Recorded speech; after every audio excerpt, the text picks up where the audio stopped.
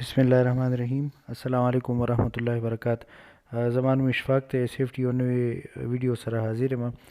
زموږ نننۍ ویډیو د هیلث سرویلینس باره کې ده او دا ویډیو تاسو ته کار په محفوظه طریقه کولو کې مدد درکولی شي. دې نه علاوه ستاسو کور او فیملی هم محفوظولو کې یا سیف کولو کې هیلپ درکولی شي. دې نه علاوه کوم ملګري چې انیبوش انټرنیشنل جنرال سرټیفیکیټ یا انیبوش انټرنیشنل ډیپلوما او ای اس پی سی اس پی تیاری کوي نو هغوی ته هم ایله هم چې کوم دی په کورس کې مدد ورکولی شي. زموږ د کار په ځایونو کې بعضې هیزرډز داسې وي چې د هغې اثر بعضې خطرناک څیزونه داسې وي چې د هغې خطرې ډېرې زر نه ظاهریږي. د هغې اثر ډېر زیات سلو وي. مطلب یې لکه یو ټکي دی لپاره استعمالیږي کرانیک افیکټس. د دې کرانیک افیکټس وي ډېره زیاته موده پس چې کوم دی د هغې د اثر پته لګي. لکه زه به تاسو داسې مثال درکړم لکه یو سړی خدای مکړه راوغورځېږي نو د هغه زخمي شي یا لاس پې مات شي نو هغه زر پته لګي. بعضې څیزونه داسې وي چې د کرانیک افیکټس یا لانګ ټرم افیکټس وي ډېر زیات خطرناک وي. لکه څوک سګرټ څکي په هغه ټایم خو پسې چل نه کېږي خو ډېر موده پس کلونو یا دهایو بعد چې کوم دی لس شل دېرش کاله پس چې کوم دی هغه ته د کینسر خطره یا د زړه د بیمارۍ خطره هغه ته کېدی شي. دا کرانیک افیکټس داسې چې دا ایرریورسیبل یا دې څه علاج نه وي او دا دوباره چې کوم دی راواپس کېدی نه شي. نو د دې ښه خبره دا ده چې دې نه د بچ کېدو دپاره چې کوم دی طریقه کار وضع شي. د دې بل خراب اثر داسې کېدی شي لکه چې هیلث سرویلینس نه وي او د ورکرانو صحت خرابېږي نو د هغې مورال ډاون کېږي، د هغې جذبه کمیږي. بل خبره دا وي چې بعض ټایم موږ کنټرول میجرز لګولي خو مونږ هغه دونه افیکټیو نه وي، د هغې اثر نه وي او مونږ دا سوچ کوو چې یاره دا کنټرول میجرز به چې کوم دی افیکټیو وي. نو د کنټرول میجرز چې کله افیکټیو نه وي نو هغه په صحت باندې اثر غورځوي خراب او هیلث سرویلینس مونږ ته په دې کې هم مدد راکولی شي چې یاره مونږ ته زموږ د کنټرول میجرز پته ولګي. په بعضې ملکونو کې دا هیلث سرویلینس چې کوم دی دا قانونا ریکوایرډ هم وي. د دې باره کې ډیټیل معلومات د جي سی یو کې او د اوشا په ویب سایټس باندې شته دی. که تاسو غواړئ چې ستاسو د ورکرانو په صحت باندې ستاسو کار په وجه باندې خراب اثر ونه غورځېږي نو هغې دپاره یو هیلث سرویلینس سکیم چې کوم دی مونږ وضع کړی د کار په ځای کې لکه د هغوی د صحت نگراني کېږي. دا سکیم چې کوم دی دا اکوپیشنل هیلث پریکټیشنر یو ډاکټري چې د هغه سپیشلیټي په دې کې چې یاره د کار په ځایونو کې اکوپیشنلي د کار د وجې پیشورانه بیماریانې کمې کېدی شي، دا د هغه سپیشلیټي. نو هغه سړی چې کوم دی د هیلث سرویلینس سکیم یا د صحت د نگرانۍ دا سیسټم یا سکیم جوړ کړي. دا اکوپیشنل هیلث پروفیشنل یا دا ډاکټر څه کار وکړي راشي ستاسو کار ځای فیکټري یا کوم ځای کې چې هم کار کېږي هغه چیک کړي وګوري چې دغلته کې څه هیزرډز یا څه خطرې دي او د هغې نه په لانګ ټرم کې څه اثر کېدی شي. زه به تاسو لاسې مثال درکړم لکه یو فیکټري ده پکې ډېر زیات تیز اواز دی نو ورکران به پکې کار کوي ته پته نه لګي خو چې په د تیز اواز په ځای کې مسلسل یو سړی کار کوي نو د هغه سماعت یا غوږونه چې کوم دی د هغه کمزوري شي او ورو کڼېږي. لس پنځلس شل کاله چې هغه پکې کار وکړي نو هغه سړی به چې کوم دی کوڼ شي خدای مکړه. خو دا په یو ورځ کې نه کېږي، دا لس پنځلس شل کاله علي.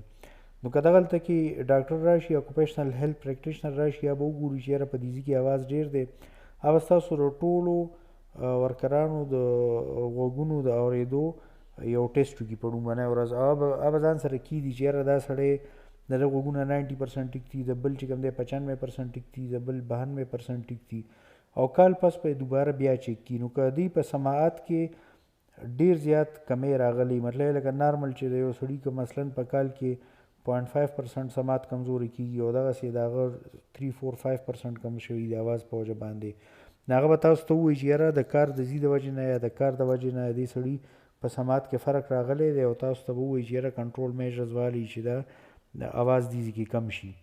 دا ما تاسو له یو مثال درکو آډیومیټریک یا آډیوګرام ټیسټ ورته وایي هغه چې کوم دی وکړي. کم خلک چې داسې ځایونو کې کار کوي چې هلته کې کیمیکلز ته ایکسپوژر کېدی شي لکه د کیمیکل فیکټریانو کې کار کوي یا د دوایانو فیکټریانو کې کار کوي نو د هغوی هم چې کوم دی هیلث سرویلینس کېږي، د صحت نگراني کېږي. مثلا یو ورکر دی هغه داسې ځای کې کار کوي چې هلته کې اسبیسټس دی نو ده ته خدای مکړه د لنګس کینسر کېدی شي نو د هیلث سرویلنس به کیږي. بعضې خلک داسې ځایونو کې کار کوي چې هلته یې بایولوژیکل هیزرډز ته مخامخ وي، لکه وایرسز، بیکټیریا وغیره، یا نور پیراسایټس ته چې کوم دی هغه ایکسپوز کیدی شي. مطلب لکه څوک په لیبارټرۍ کې کار کوي یا په هسپتال کې کار کوي یا میونسپل ورکر دی صفای کار کوي، نو دی ایکس ری دی چې کوم دی بیکټیریا او وایرسز ته مخامخ کیدی شي. نو په دغه لحاظ سره به د هیلث سرویلنس کیږي. لکه د بیا د غوږونو چک کولو ضرورت نشته، کم ټایپ جراثیم یا وایرس ته چې دی مخامخ دی نو د هغې ټیسټ به کیږي. لکه مثلا یو سړی د کرونا وارډ کې کار کوي نو هغه به چې کوم دی کرونا وایرسز دپاره چک کیږي. ریډیشن ایکسپوژر سرویلنس راځي. کم خلک چې ایکس ری مشینانو کې کار کوي په هسپتالونو کې یا بعضې پیپونو کې ویلډنګ جاینټس لپاره ایکس ری ټیسټونه کیږي، یا څوک په نیوکلیر پاور پلانټس کې کار کوي، نیوکلیر انډسټري کې کار کوي، نو هغه مختلف قسمه ریز ته چې کوم دی ایکسپوز کیدی شي، نو په هغه لحاظ سره به چې کوم دی د هیلث سرویلنس کیږي. همدارنګه انفیکشس ډیزیز سرویلنس وي. بعضې خلک هماغه سیز دوباره بیا دی چې هسپتالونو کې کار کوي، یا مطلب لکه د پولیو وغیره یا ټي بي کنټرول پروګرام کې کار کوي، ملیریا، نو هغوی به چې کوم دی د هغې مطابق خپل ټیسټونه کوي. ریپیټیټیو سټرین انجري سرویلنس چې مطلب بعضې یو سړی چې مسلسل لکه یو کار کوي ریپیټډ دغه یې وي، ریپیټډ موشنز وي، لکه یو ورکر دی هغه چې کوم دی پیکیجنګ یو فیکټری کې سامان په ډبو کې بندوي، نو ډبو کې بندولو لپاره به مسلسل ناست وي او لاس په یو خاص انداز کې مسلسل خوځوي. د دې په وجه باندې چې کوم دی هغه ته خاص بیماریانې کیدی شي، هغه هیلث سرویلنس په دغه مطابق وي. دغه شان اکوپیشنل ډرماټایټس سرویلنس د سرمنې بیماري د خارښ غوندې کي او سره شي. که بعضې کسان داسې ځایونو کې کار کوي چې هغه د تیلو نه سرمن څخه کیدی شي، لکه موټر میکانیکس یا نور ورکشاپونو کې څوک کار کوي، نو هغوی به په دغه لحاظ سره د هغې سرویلنس کیږي. په دې باندې به ډېر ښه ډیټیل تاسو چې کوم دی دغه در کولی شي، د اکوپیشنل هیلث پریکټیشنر به در کولی شي. د دې ویډیو په ډسکرپشن کې به ما څه هیشټیګز اچولي، داسې هیشټیګز دي چې پښتو ژبه کې باره کې کمې خبرې کېږي. موږ غواړو چې پښتو ژبه کې نور سپیشلیسټ خلک راشي او دې باره کې خبرې وکړي. که ستاسو په د کار په ځای کې دغسې هیلث سرویلنس ریکوایرډ وي، نو په انډکشن ټریننګ او ټول باکس ټاک کې ویلی شئ.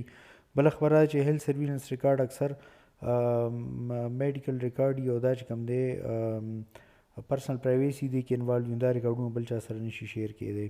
زموږ لیډرشپ لابیز او پریشر ګروپ او یونینز له پکار دي چې زموږ لیډرشپ په دې باندې مجبوره کړي چې داسې لاس جوړ کړي چې هغې کې هیلث سرویلنس انډسټري شروع کړي.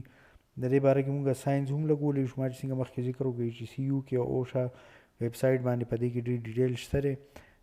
دې چینل باندې تاسو سیفټي نور ویډیوز کتلی شئ. لایک، شیر، سبسکرایب او کمنټ یې کوئ. الله پاک دې زموږ د ټولو حفاظت وکړي. الله پاک اصلي حفاظت کولو والا دی. د لوی الله په امان. السلام علیکم.